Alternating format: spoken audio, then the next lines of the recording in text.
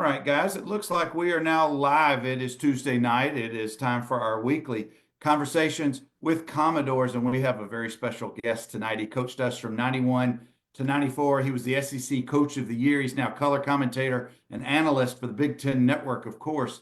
We've got Coach Gerry DiNardo. Coach, it's my pleasure to have you on this evening. Thank you for making some time for us to kind of do a trip down memory lane. Well, thank you for having me, Bernard. It's also a pleasure to be with you. It really is. Thanks Well, for we've been looking forward to having you on for a few months now. We want to make sure you got through the football season. You've had some other obligations, but Coach, the guys who you coached in the early '90s in Vanderbilt are now a little bit beyond middle aged, or they're right at middle aged. But I will tell you, we're going to have some folks roll through here tonight, so I'll give you shout outs when some names. Hopefully, you'll remember some of these names of these guys, I'm sure.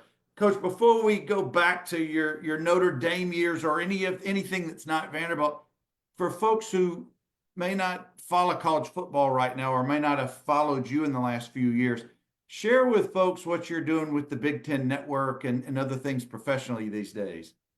Well, Bernard, this was my plan right along. I wanted to coach, and then I wanted to get into the restaurant business and the media business, and that's kind of how it unfolded.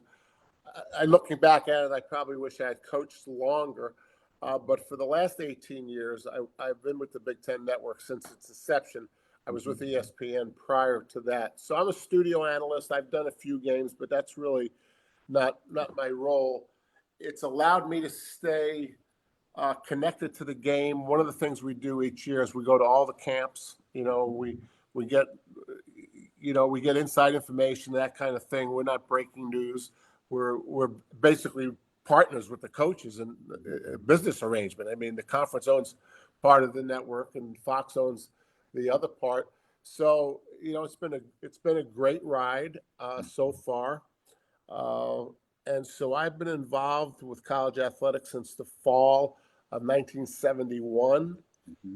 I've seen how Title IX has changed the landscape of it, and finally gave our daughters the same opportunities that our sons have had.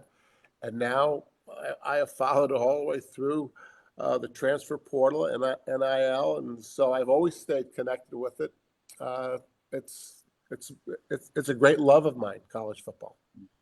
Well, Coach, you grew up being an athlete. If you were an All-America at Notre Dame, and we're going to get into some of those things, but my question is along the lines of being a player, and then you transition to be a coach, and now you're in the analyst, you're in the booth. Is this part of your professional career? Is this fueling that competitive fire that you still have, that all of us athletes have on some level? Does it fulfill some of that need to be part of the game? Not in that sense. I've always been a jogger. I've run in several marathons, and then 4 years ago I took up tennis, and that's kind of where I get my competition. I think what broadcasting has done is it's allowed me to see the game of football so much different than my teammates, because as we go through these drastic changes, I understand them. I say all the time, today's athletes are the most competitive, the most dedicated. These are fascinating, incredible young people. And if I wasn't still connected to the game through broadcasting, I might, hopefully not, but I might look at the NIL is wrecking the game, the transfer portal wrecking the game, which I think a lot of people of my generation probably think. Oh, sure. And mine too. Mine too. And it's not true. It's the furthest thing from the truth. These young people are more dedicated. They spend more time at it. This past season, Bernard, there were the most college graduates playing college football in the history of the game. Wow. Well, think about it. Transfer portal, right? You're spending longer there, and so I am grateful that I'm seeing college football now more through the eyes of the student athlete than a coach or a broadcaster. You know, that's an interesting take that I hadn't thought about because you're so involved. Your contemporaries, your former teammates at Notre Dame, guys you've coached with over the years, aren't necessarily as involved. So their view of all these changes aren't going to necessarily be as contemporary as yours is. That's very interesting, Coach. I hadn't thought about that perspective. You know, Bernard, if I could take a minute Yeah. just to the history of this thing, and you'll remember this when you're in college because we all went through it.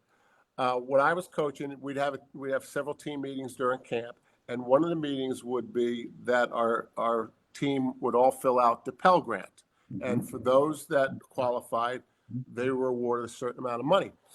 I can't remember if I was at Colorado or Vanderbilt when I discovered or when I realized that by NCAA rule, those people that were awarded a Pell Grant were not allowed to receive it. It went to the athletic department's budget. So for generations, you know, and then so I can't remember the specific year. Then the NCAA was exposed for doing that. So they said, okay, we'll split it. And about 6 years ago, they gave the student athletes the cost of education. My point was, my generation, when I played at Notre Dame, I was on room book, board, tuition. My parents they would have helped, but I mean they really couldn't afford it. And Ara Parsegian wasn't allowed to make more money than the highest paid professor on campus. So it was a fair deal. Everyone was benefiting. Ara became an entrepreneur with an insurance company. He used to do Ford commercials. But then when you start paying coaches $7 million a year, the equation is no longer fair. And so to me, that's the history of why what's going on right now is not just okay, it's the right thing.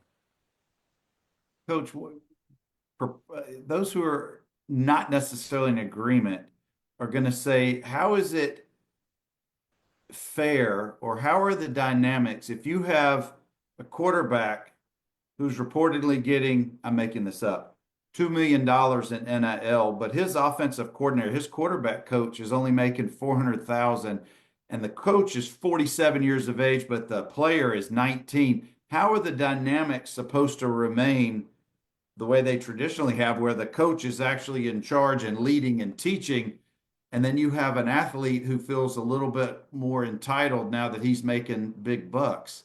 How does the coach keep that in perspective? How does the player keep that in perspective?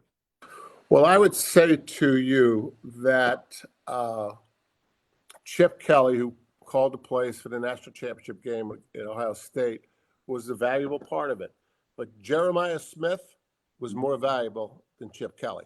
So if a coach wants to talk about who's more valuable to a program, the guy teaching or the guy learning, you know, I think there's a fair argument that the players deserve certainly their fair share. And Bernard, it doesn't happen a lot, but in certain instances, yes, the player is getting more money than the coach.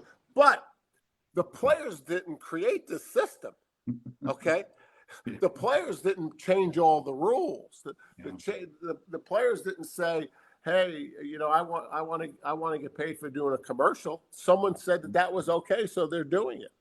So we can't blame the players for what they're receiving. They didn't make those decisions.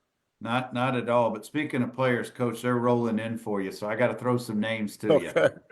We got Brian. Hold on just a second. Brian Kopke is there with us. Clint Small, Lewis Woolridge, Eric Lanstott. They all said to say hello, Coach. Well, it brings back memories and very fond memories. And you say hi for me. I certainly will, and they can hear and see you right now. But guys, Coach Gerry DiNardo is our guest this evening, and he coached us from 91 to 94. I played 86 to 89 under Watson Brown. Then Watson had one more year in 90 before you came in. And I kind of want to jump back to that time period. You had been at Colorado as a different coordinator. How did you end up making that jump? What was the connection to Vanderbilt? How did they get on your radar before you made the leap? Well, first of all, we were having a lot of success, Mhm. and I think that has never changed, right? When a program's having a lot of success and the head coach isn't isn't going anywhere, usually people aren't interested in their staff. But Paul Houlihan, who was the athletic director, as you remember, he's passed since.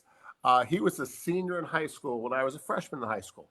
He was my brother Larry, my older brother Larry's best friend. And we had stayed in contact when he was at North Carolina. I spoke to a clinic and uh, we had some interactions. And so he called me uh, at the end of the season or during the season to see if I was interested. Uh, and Vanderbilt sent a plane for me, and I landed. So it was John Rich, myself, Paul Houlihan, and then later Chancellor Wyatt got involved. And we hit it off. We interviewed. I think they liked what I had to say, and I was fortunate enough to get the job.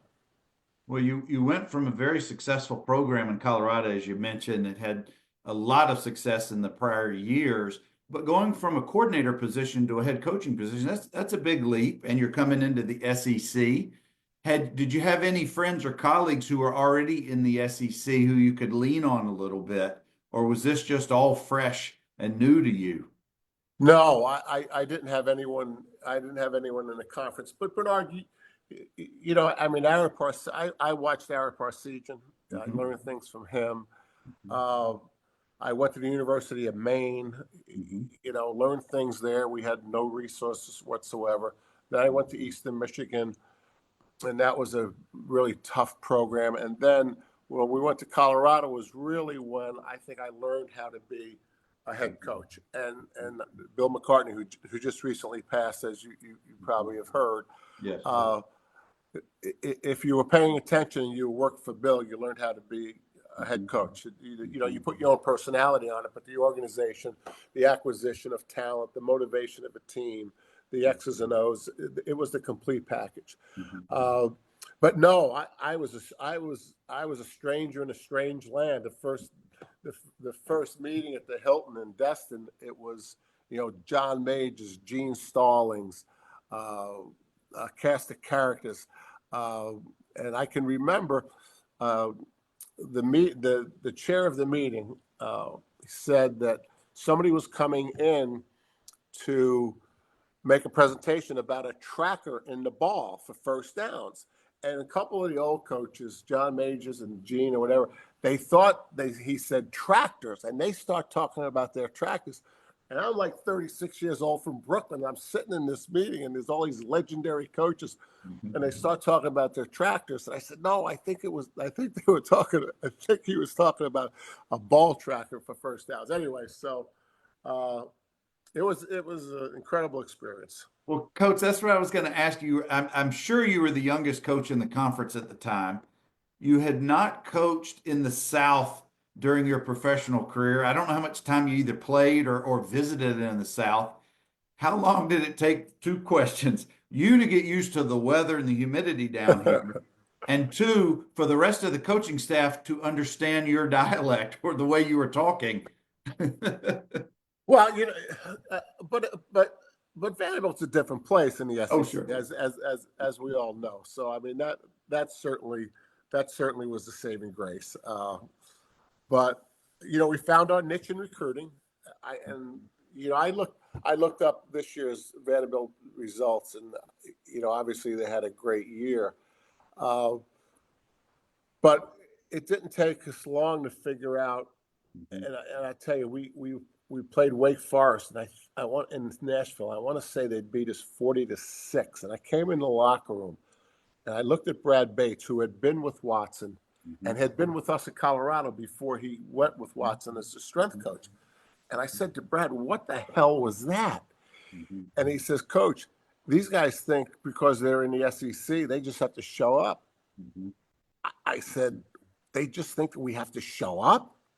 I mean, we're not very good, but no matter, I mean that, and so that was when I started basing my philosophy about the schedule is we have to win the matchup games. Like Vanderbilt beat Alabama this year, great win, right? But they were 4-4 against the matchups, and you could out recruit the matchups. Like I always felt like we go into a home of not the historic powers, but everyone else in the conference. Maybe they had better records, but they didn't have a better education. Maybe had a nice campus, but not as nice as ours. Maybe they had good alums, but not like our alums. So, I mean, we could win any recruiting battle against any of the non-historic successful programs. And even then, that we might get a visit, we might beat them there, but we learned quickly that we could really recruit this place. We could, and I think when we left, the roster proved that we could do that. It absolutely did. Now, the years that I was there, we did not have the success. I know you know the history, but we had some 1-10 seasons, and in fact, I think the year before you got there, there may have been a 1-10 season. But you come in, and your first season, and this is for those who don't know the history. In '91, Coach, you go 5-6. You knock off number 17 Georgia. You're named SEC Coach of the Year. But before we get into that season, you really had to change, in my opinion, and this is my question, you had to change the culture in that locker room. You had to change the expectations. And then here's where I'm about to give all the former players a little PTSD. At what point did you decide that bell buckle was going to be part of the preseason equation? Well, it was one of the ways we could separate ourselves from everybody else. It was good for our facilities. It was always good about bonding experience. I picked the roommates. I made, every team I ever coached, I made the point that college football, especially at that time, might be the most balanced racial organization in the country. Basketball was predominantly more black than white. Baseball is more white than black. It just seemed to me every time I was on a football team in my coaching and in my playing, mostly my coaching. And so I wanted to get away, and I picked the roommates so that I put people that had different backgrounds together. Mm-hmm. And, it was tough. Honestly, it was probably too tough. I mean, I look back at some of the things that I did and we did. We could have done better. The biggest adjustment I had, Bernard, was coaching a team in the heat, and the amount of IVs that we gave at bell buckle were too many. And if I could do it over again, I would change it. When I went to LSU, I adjusted it some, but if I was ever to do it again, I mean, there's no reason that a player should have to get an IV after practice. We're better than that. You can't do it. I didn't know it at the time, but that's totally unnecessary. There has to be a better way. Did the idea of going away to camp, is that something y'all did at Notre Dame, or is it something you learned along the way from other coaches? I don't really remember what prompted me to do that. And then, Gary Barnett, when he went to Northwestern, he called me, and I told him I thought it was a good idea. And then he started to do it at Northwestern because he took the Northwestern job. He took my spot as the offensive coordinator at Colorado, and then he took the Northwestern job maybe the year or 2 years after I left. So I think Notre Dame has done it too under some different coaches. But anyway, I don't remember what made me say let's go away. Well, Coach, I've had at least 15 different players from your era on the show over the last few years, and we always bring up bell buckle. And to a man, they always shudder a little bit when I bring it up. But I will say this. They say, and I think this is to every person who's been on here, it's the toughest thing they've ever done mentally, physically, and emotionally. They're glad they got through it. Right. Made them a better man later in life as well. So to the extent that that's some of the end products of going to Bell Buckle, I think it was successful from that standpoint. Yeah, I believe it was, but you know, you always can do things better, and you can make it just as tough without, you know, having to give a lot of players IVs. That's my only regret. Sure. I don't know if any of them told you the story about the helicopter, right? I mean, Oh, I know all about the helicopter. You broke a lot of hearts that day. I blame Rick George for that. He was the one who said, "I think we can get a helicopter." I said, "Okay, let's." You had them thinking one thing, and then they hear the whoosh, whoosh, whoosh. Oh, every time I think of it, I think of the TV show MASH with the That's right. helicopter. Oh, absolutely. Coach, we got Royce Love in the house with There us. you go. East Chicago High School. That's right. Now, Coach, coming into the Southeastern Conference, coming into the South, as serious as they take football down here, we all, call it a religion. In the 90s, some would say that's kind of not the heyday of the SEC, but you had all of these so well-known coaches, as you mentioned, Johnny Majors, Gene Stallings, etc. Did it matter to you on a week-to-week basis that you were playing Alabama or Georgia or Ole Miss or Florida? I mean, every school is tough in the SEC.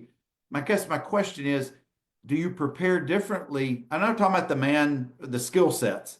Do you prepare any differently from one school to the next for each game? Well, I did at first, and then I adjusted it because Bernard, it's what I was saying earlier about the matchup opponents. Mm-hmm. Anyone that we could match up with, and this followed me through my career. When I lost the game at LSU, when I had better players, I mean, it tore me up. I mean, I couldn't sleep.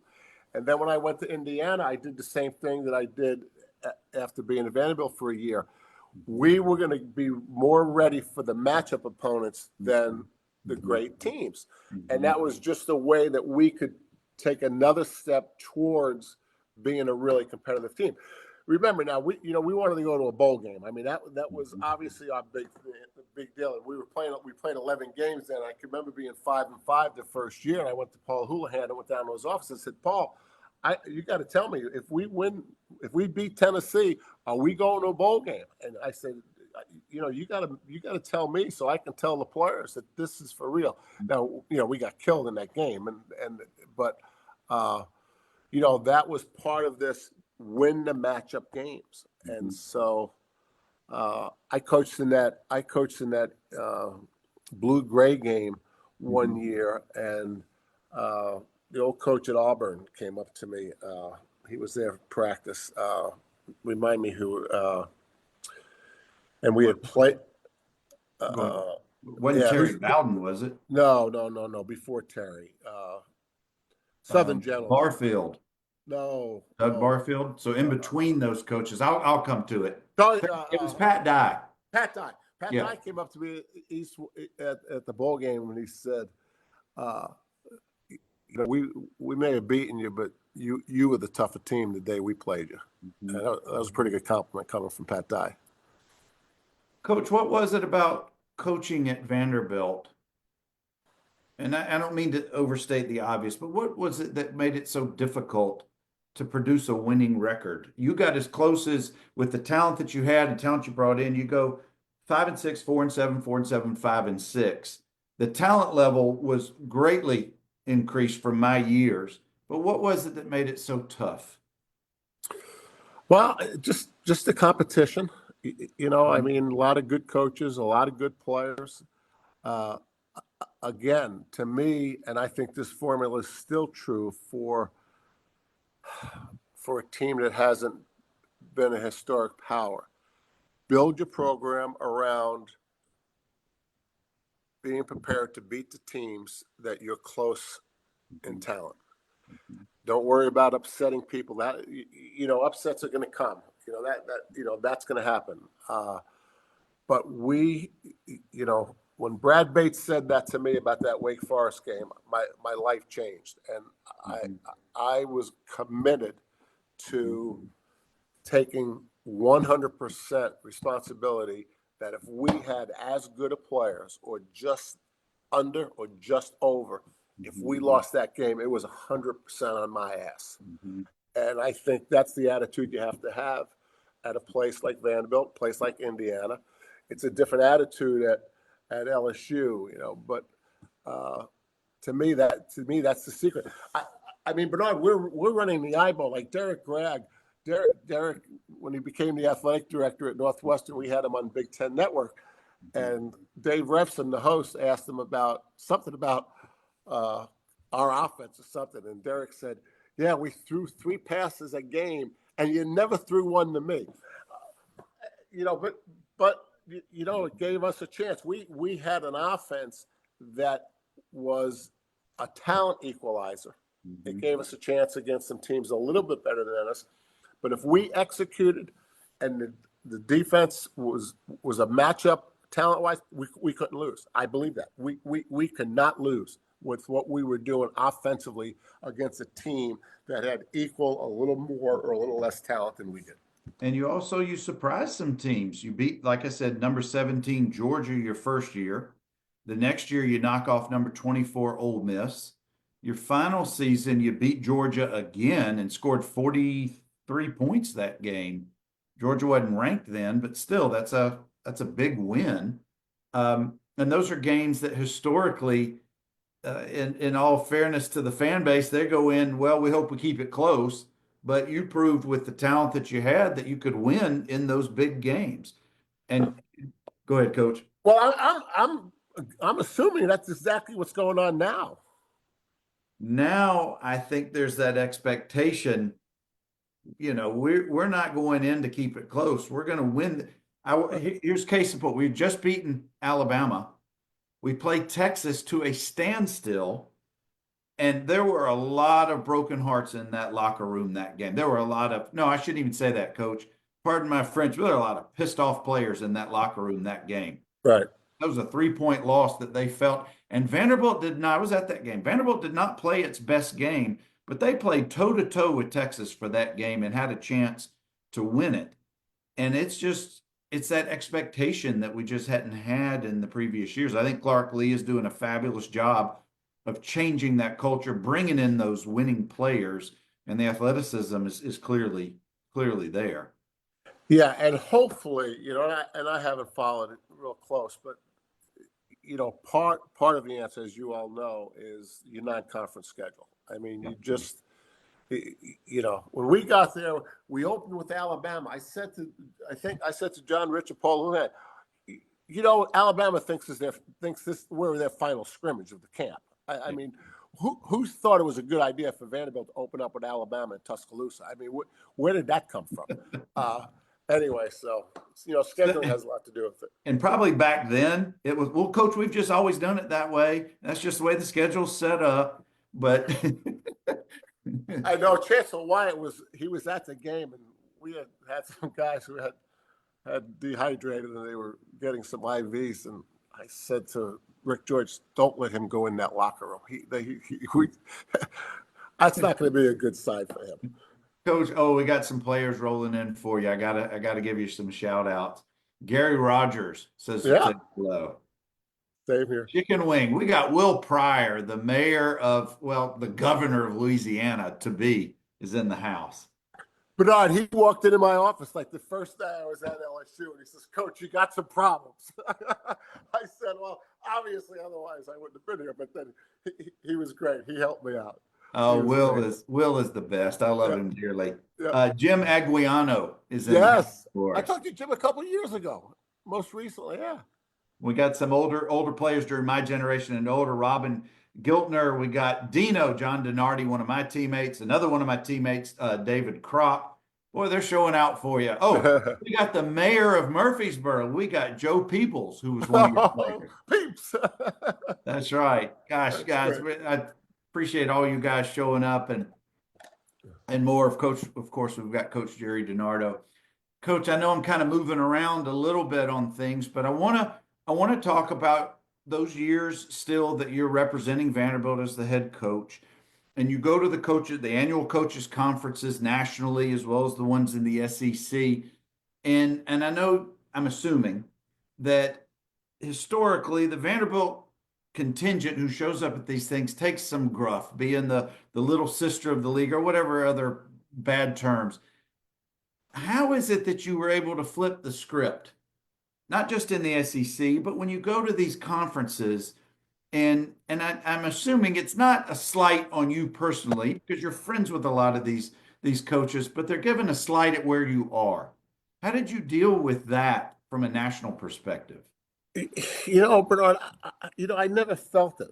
I never. Maybe it was my youth. Again, I was young and dumb and ambitious. I mean, I never felt that. I really didn't. So I'm not sure what they were saying about me and us and Vanderbilt, but they didn't say it to my face, and I never really felt that. So Well, I don't good, know. good, good. I just, Coach, that's just an assumption on my Yeah. part. My bad there. Oh, Jamie Duncan, T. Banks, and O.J. Fleming.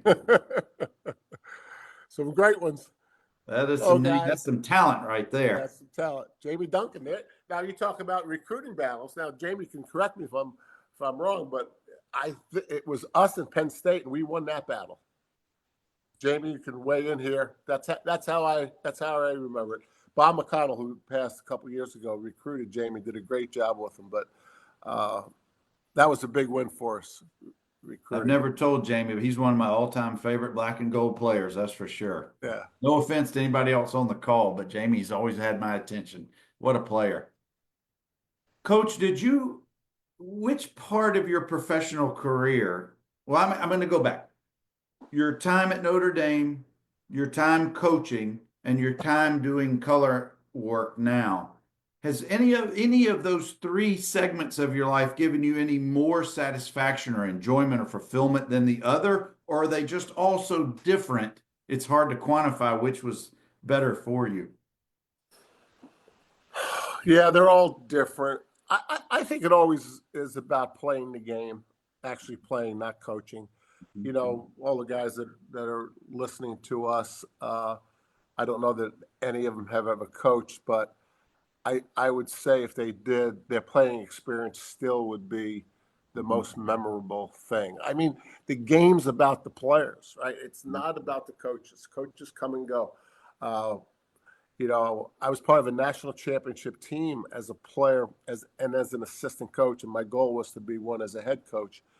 But I wouldn't trade that national championship as a player for anything, even a head coach and even an assistant coach, because the players, I mean, they're the most important people in this process. And so, doesn't mean I don't love coaching. Like I said, I probably wish I had stayed in it a little bit longer. I loved every minute of it. Broadcasting doesn't compare to either one of them. I mean, it's not even close. I mean, Oh, sure. Yeah. Sure. And so, but again, what's the poem? It's the men in the arena. I mean, Teddy it's Roosevelt. it's about playing the game. It's not about coaching it. Although, coaching's a blast, but playing it's the real deal. Jamie Duncan said it was Northwestern, not Penn State. Okay. Coming out of Hawaii, Paul Morgan says, Yes. hello. Paul ran for office not too long ago. He sure did. He sure did. And Joe P says that you gave him a scholarship, and he says, much love. Much love. You deserved it. I didn't give it to you. You earned it. Coach, I want to back up a little bit with your Notre Dame time and playing, because I think you give a unique perspective from this standpoint. And I ask this of all the players. One of their fondest lifelong memories that they still hold is not necessarily the wins and the losses. It's the battles with their brothers in arms during those years, and they're their closest friends even to today. Do you hold some kind of a similar experience? Do you still have buddies from your playing days that you kept in touch with over the years that you could give a call and maybe mention one specific incident and you guys are just right back at it, just chucking it up and laughing at that what happened? Well, when you get into coaching, it's a little easier to get disengaged with your teammates. recruited against Notre Dame as an assistant coach. I recruited against Notre Dame as a head coach. I couldn't go to the games. We played Notre Dame 3 times. I was 1-2 against Notre Dame. I went to the 50th reunion of our national championship team a year ago or 2 years ago. Other than business, and my daughter went to school there, but I lose contact because I'm not at the games, and some people, when you're competing against your school, they take offense to that as well. Yeah. So it's a slippery slope for someone in coaching to stay engaged with their school. I mean, we recruited Kevin Falk, and it was us, Notre Dame, and Florida when I was at LSU, and I put together this video, and I think I made the comment something about Tiger Stadium as compared to Notre Dame Stadium, and that rubbed some people the wrong way, and so I've had a difficult time, staying connected with a lot of them. I mean, certainly a few, but not like these guys where they go back to the games and they're not in coaching necessarily. Well, that is definitely a different perspective that a lot of these guys haven't had, or maybe they're just starting into their coaching careers. But speaking of the Notre Dame time, and I've had a couple of guys ask me for you to really tell the truth of your either friendship or teammates with Rudy and how he impacted you or you impacted him. What's the real truth? Not about the movie. We know about the movie part, but you were there. And is it true that you guys went up against each other in practice? Can you share a little bit of that insight? Yeah, I can share a lot. So, I knew Rudy when he was at Holy Cross before he got into Notre Dame. And so we were friends.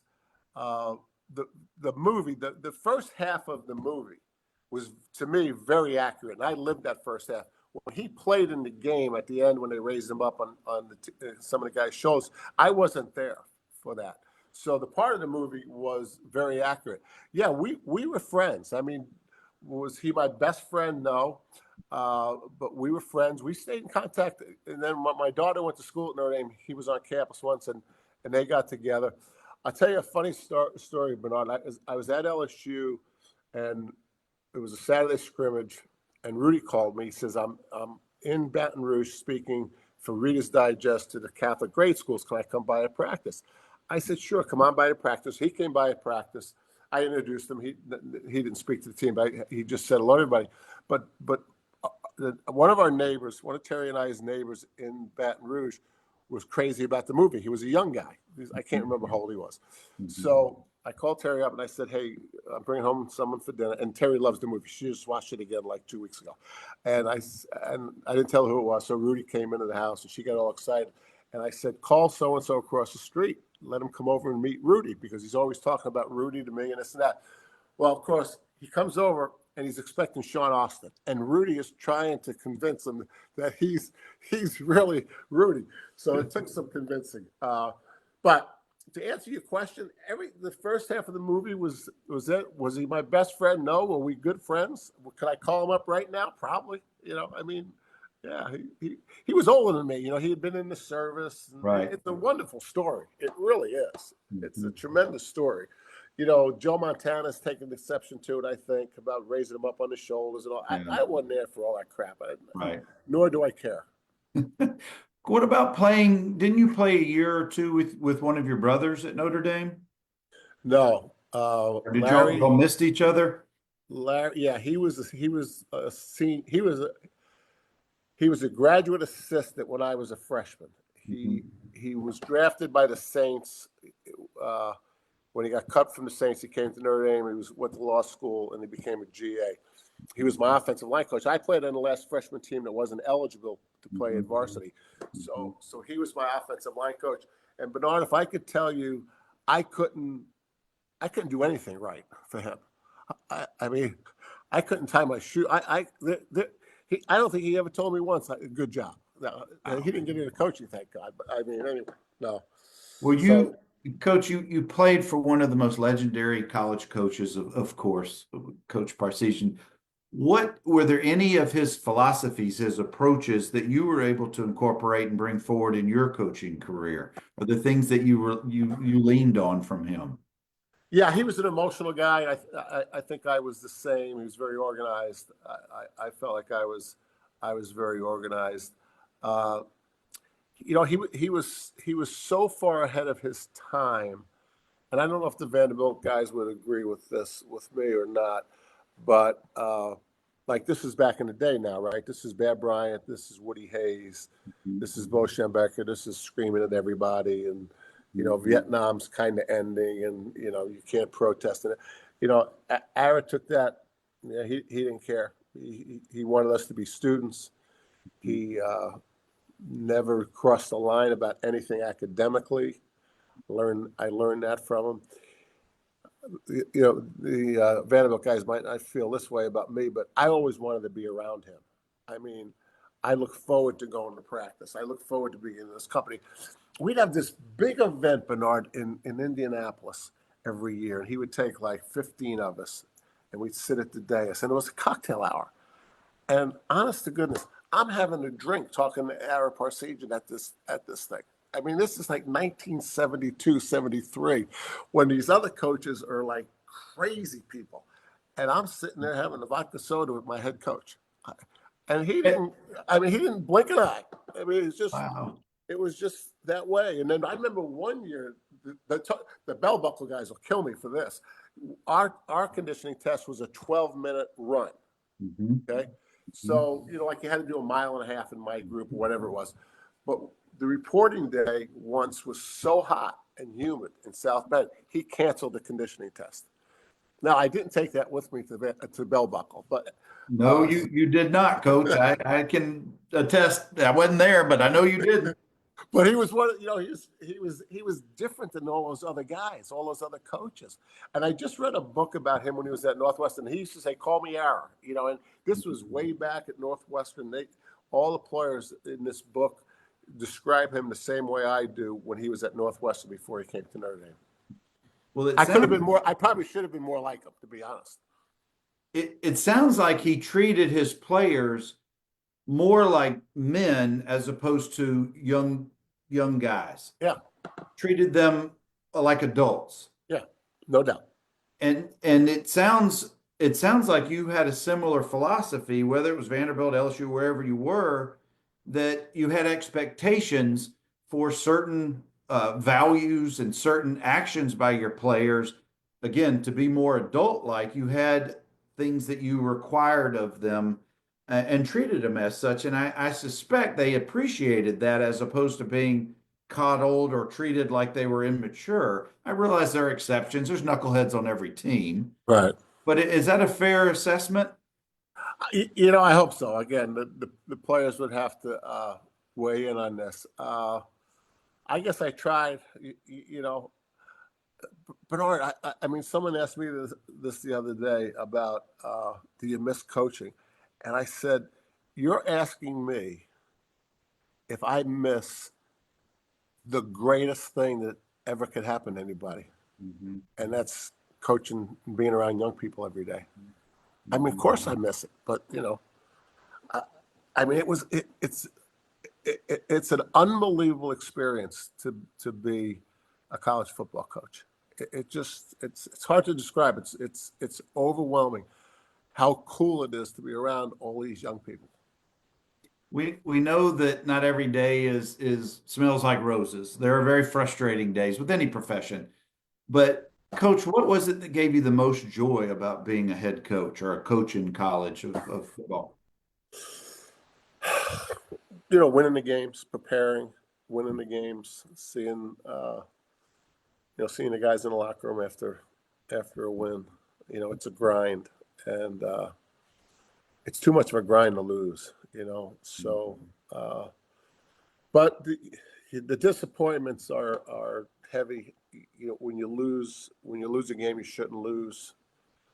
I think a player could move on. I think they should move on. But man, it's harder as a coach to move on because you just you were responsible for the whole thing. So, but it's just great being on campus. you're getting older, but everyone you're with is the same age. They're That's just right. different people. Coach, during your coaching era, it was 11 games during the season and then a bowl game if you qualified and went, so 12. And now I'm fast forwarding to the modern game where you're playing up to potentially 16 games. That's no longer the college experience that we knew, but then everything else about that we've already talked about a little bit tonight is different. Do you think that, and here's my question, do you think there's more pressure on the modern athlete in college than there was back in our days? Or do you just think it's a different type of pressure or expectation? No, I think there's more pressure now on young people, and that's why I constantly defend them, because I see what they have vested, and obviously social media always is part of this type of conversation. Playing 16 games. I don't know. I think Ohio State, because they didn't have a first round bye and all that, but they're also getting paid, and I mean that's a life lesson. I mean, you go to college to make money, right? Well, that doesn't mean you can't make it before you leave. No. And so I think the modern day athlete says, okay, they used to play 11 games, they used to play 12 games, and they got a Pell Grant maybe above and beyond their scholarship. But now I'm getting 1.2 million. If I have to play 16 games, it's pretty fair. It's life, isn't it? I mean, it's pretty much how the world works, right? Yeah. If you expect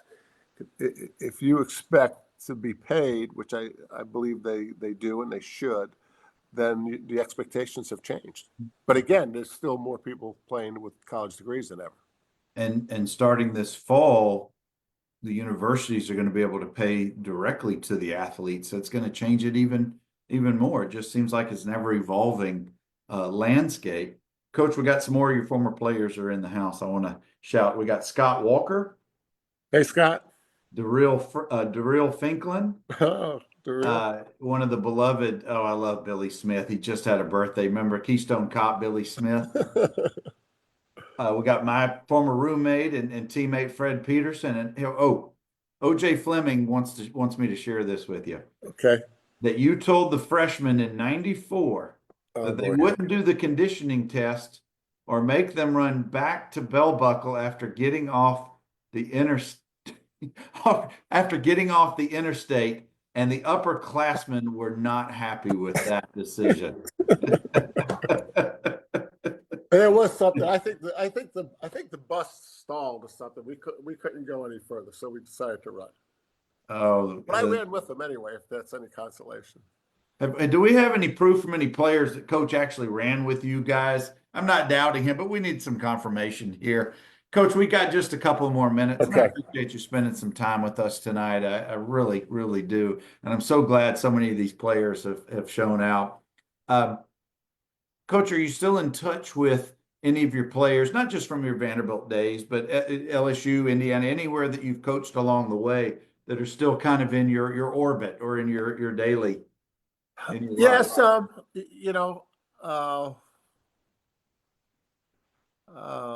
I talked to some of the guys. Texting makes it a little easier now than it used to be, and but yeah, I see them. I hear them sometimes. Well, in particular, one I'm thinking of who connected us, of course, is Jeff Owen. Sure, Jeff. Kicker wide receiver originally out of the Nashville area. And Jeff's done obviously very well for himself. Right. Him putting us in touch. All right, they're all saying that you ran, Coach, so you got confirmation. All right, good. Now, did he beat any of you guys? And you better not admit that. But I don't know that I beat anybody. And it was media days too, so Larry Woody was not too happy with me because we were way off schedule because everybody thought we were going to take the bus all the way to Bell Buckle. But anyway. Legendary sports writer Larry. Coach, in '89, I was on the team when we played at Ole Miss, and it was the Chucky Mullins game. Right. And I know you know that story, but I don't know if you ever read. Larry Woody wrote a phenomenal book that kind of shares the whole experience. He wrote it back then, so it was very fresh on a lot of minds. But Larry's always had a special place to me because of the book that he wrote with such sensitivity, because it just impacted so many people back in the day and forever going forward. Guess who else is in the house with us tonight, Coach? Who's You've that? already mentioned him tonight. We got D. Greg. Hey, Greg, right? Oh, I'll never forget the first banquet we had when I was there the first year, and those guys got up and sang. D. Greg will tell you the group that was in it, but that was something special. Hey, Well, Bernard, I've got to say something here because yeah. I don't want this to end and us run out of time. But the one thing I hear from Vanderbilt people, I heard this from someone at the tennis center a couple weeks ago, that he said, "Yeah, you were the guy that snuck out of Nashville at night, right, to go to LSU." And it wasn't exactly that, but one of the biggest regrets of my entire life, including all my life, all different things, not just my sports life, was the way I left Vanderbilt.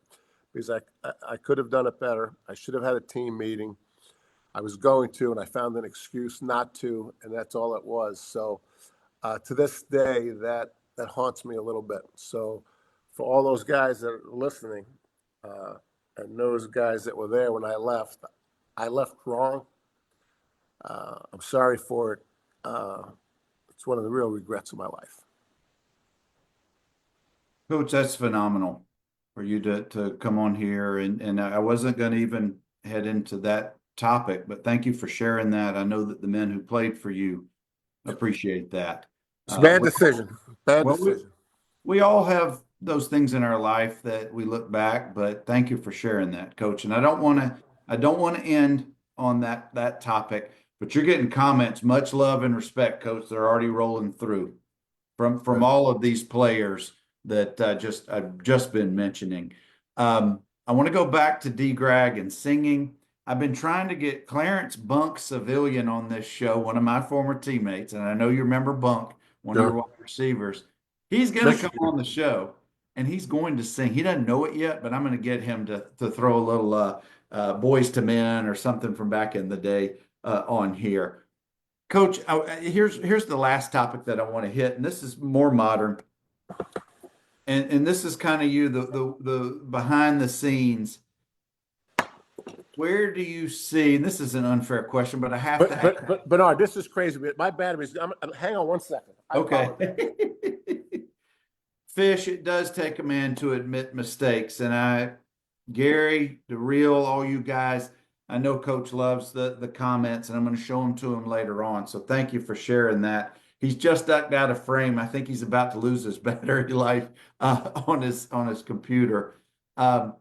Guys, I've got while we're waiting for Coach to come back, I've got Commodores lined up all the way through March. So you guys keep coming in here, and some of you guys who haven't been on the show yet, I really would love for you to reach out to me because we need more Commodores on here. I want to keep doing this. We've been doing it for 5+ years. Are we good, Coach? Yes, I apologize. No worries, no worries. We've had babies crying, we've had dogs in all five. It's not. This is it is what it is. It's a good conversation, and I appreciate your time. I'm asking you to kind of be the Wizard of Oz to predict the future a little bit. Where's our game going? Where do you think that 5 years from now, is it the same that it looks today, or is it going to be radically different from a perspective of being under control from a financial standpoint and those kind of things? Where do you think we're going, Coach? The financial part is a concern. I just read where Ohio State was like $25 million in the red this year. I mean, if they're in the red, who's ever going to get out of the red? So the financial thing they're going to have to figure out. I don't know how they're going to figure it out. But Bernard, here's the issue. I've been involved in college football since 1971 in one form or another, right? I'm a student, I'm an assistant coach, I'm a head coach, I'm in media. It's a have and have not business. No matter what has changed since Title IX in 1972, that changed everything. The teams that have had great histories still can have great histories now. Great presence. They may not be right now, like a Nebraska. Nebraska's got a great history, but they're one of the few examples where if you were a have under any situation in the previous time, and if you were a have not under the previous times, that's most likely where you're headed again. Mm-hmm. I just don't see anything changing the landscape. And some of it's for good reason. Vanderbilt's a great example, right? Vanderbilt's not going to compromise their academics, right? They're not a big state school. I mean, their alumni numbers are smaller than some of the big state schools in the SEC. So I think the money's a problem. They'll probably figure it out somehow, like they always do. But in my lifetime, I can't think of a team in 1971 when I was a freshman in college that was a have that's not still a have, and who was a have not and still is not a have not. Mm-hmm. That doesn't change. So some people would say to me, well, now with the NIL, a place like Northwestern can, they can buy a player. Well, somehow I think the other guys are going to have more money. The guys that have always won, they're not going to get outbid. But the financial thing's a problem. I don't know how the heck they're going to solve that. I mean, we're 18 schools in the Big Ten now. The media rights are crazy. But I know they won't change the name of the Big Ten, but you're right. It's almost double the size in the numbers. But are we headed to a place, and this is my last question for you, Coach, are we headed to where there's just going to be two super conferences, the East Coast and the West Coast or something like that? Yeah. We're headed to a Big Ten and SEC format. If Ohio State's in the red Mm-hmm. and Northwestern gets the same amount of money as Ohio State every year, Right. That's not business, right? I mean, there's no business model that reflects that kind of distribution of profits. There's nothing in this country that says that you could be really good at something and another group could be really bad at something at the same thing and get rewarded the same amount of money. There is that's the ACC is going through that now. Right now, they're calling if Notre Dame agrees to play Florida State and Clemson more, then they're going to give Florida State and Clemson a bonus or whatever. However, they're trying to make this where they'll get out of court with Florida State and Clemson. It's just going to lead to more litigation. You know that it is. Yeah, there's no doubt. Yeah. Junior college. Well, your quarterback is going to change the face of. Here's what's going to happen with junior colleges. Those 2 years that someone arbitrarily, sometime in the past, said these 2 years in junior college count against your 4 years. I mean, who made that rule up? The Wizard. And so what your quarterback has done is he's going to change the face of college football. You're going to play 2 years in junior college and 4 years in college. And if you get hurt, 5 years in college. So that's going to be the new model. The eligibility for the junior college isn't going to count against the 4 years. And there's also a basketball player who recently filed suit, same argument. And I read that I think there's more lawsuits that are coming. But anyway, Coach, I could keep you here for hours, but I want to be respectful of your time. Coach Jappy Oliver says hello. What's up, Jappy? He wants you to know. Tell Coach that my hair is starting to look like his. Good to see you. Well, you tell Jappy mine looks like his because of him. Whatever I mean there. Yeah. Well, Coach, thank you so much for spending some time with us on Conversations with Commodores. You certainly made your mark back in the day on our program, and it's a real testament to have this many of your players to roll through tonight. So thank you. Thank you for being here tonight. Thanks, Bernard. Hey, I love you guys. Appreciate what you did for me. Guys, keep showing up on Tuesday nights. Anchor down.